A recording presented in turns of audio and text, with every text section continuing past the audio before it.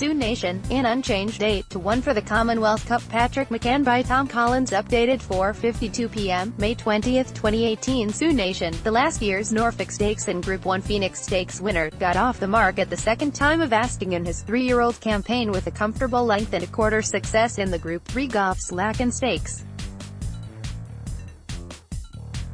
The colt, who clearly goes well on Ascot's undulations, was left unchanged as the 8-1 joint second favorite for the 6-furlong Commonwealth Cup, in what looks a competitive contest. Despite drifting from 11-8 to 15-8 on course, the Aidan O'Brien-trained son of Scat Daddy traveled well on the far side of the course under a motionless Ryan Moore, before kicking clear with just over a furlong to go. He headed home a 1-2 for O'Brien, with the well-supported Fleet Review fending off Speak in Colors to fill the runner-up berth under Simi Heffernan. Sergei Prokofiev 11-4 for Coventry after listed romp. The listed Coolmore War Command Rochestown Stakes featured 5 juveniles, who had a combined record of 6 victories from 7 races. You wouldn't have expected to have seen a 2-7 favorite, however, so highly is Aidan O'Brien. Sergei Prokofiev regarded, the son of Scat Daddy, who was the only runner in the lineup to have previously tasted defeat, found himself having to defy ridiculously skinny odds. Sergei Prokofiev, 2-1 favorite to land the Coventry at Royal Ascot. Patrick McCann, mind you, he did so with ease as he romped clear under Ryan Moore to win by an ever-increasing 4 lengths. He's likely to be a warm order on his next start, which is thought to be the Coventry Stakes at Royal Ascot, a race which his trainer won in 2016, with Caravaggio. With Paddy Power shortening the Scopy type to 11-4, from 7-2, Harrington fillies fight out the finish. Jessica Harrington looks to have 2 nice fillies on her hands in the shape of Cervalin and Chicas Amigas as the 2 drew clear to fight out the finish of the listed Coolmore Said Irish EBF Fillies Sprint Stakes, with the former coming out on top under Simi Heffernan. Cervalin, Gray, fends off Chicas Amigas to land the fillies sprint. Patrick McCann supported in 2-10-1, from 18, at the off. Cervalin, who looked unlucky not to win on debut at Dundalk when short of room, showed professionalism to fend off her stable companion and earned quotes of 16-1 for the Albany Stakes at Royal Ascot. Aidan O'Brien's Good Day hit a bump in the road as the well-thought-of So Perfect, who scored impressively on debut, could only finish 4th as the 4-9 favorite.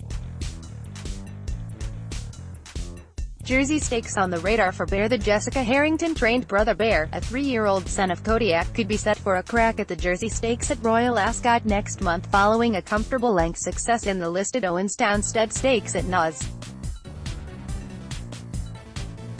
Hugging the rail throughout last year's Coventry Stakes, 4th, who was sent off the 5-2 favorite, showed an exciting turn of foot to hit the front in between the last 2 furlongs before holding on under hands and heels from the rallying Riazon. Brother Bear, set for a Commonwealth Cup bid. Patrick McCann rider Colm O'Donoghue said, he was possible unlucky not to win the Coventry last year and it's good to get his head in front. De Bon Car destroys rivals for Nicole. You won't see many easier winners of a Grade 1 over jumps.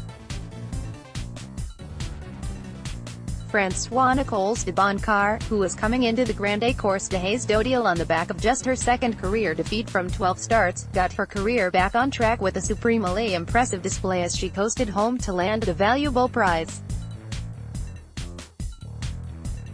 The Palm, second for Willie Mullins and Jacques Ricoeur. Patrick McCann, racingpost.com/photos closing parenthesis written by Thomas Gueguin. De Bon Car traveled supremely well through the 3 meters 1.5 F contests, passing the pace-setting Yorkhill, one of 4 Willie Mullins challengers, as they turned for home. Moved across to the stand side, De Bon Car picked up in exceptional style to sprint away from her rivals, and Gueguin could even afford a loving pat down the neck with a furlong to run. Although Yorkhill, Kilultavik and Coquelin Monts disappointed, Mullins did pick up just over £68,000 prize money as De Palm, a 28-1 chance, finishing second under Jacques Ricoeur. British challengers T for 2 and Le Surge finished unplaced. No luck for Mullins with Jockadam. Willie Mullins' bid to land his first Grade 1 Grand Steeplechase to Paris faded early on the last circuit as Jockadam, who jumped with enthusiasm throughout, faded under David Mullins over the 3m/6f trip and was out of sight coming round the final bend to the race.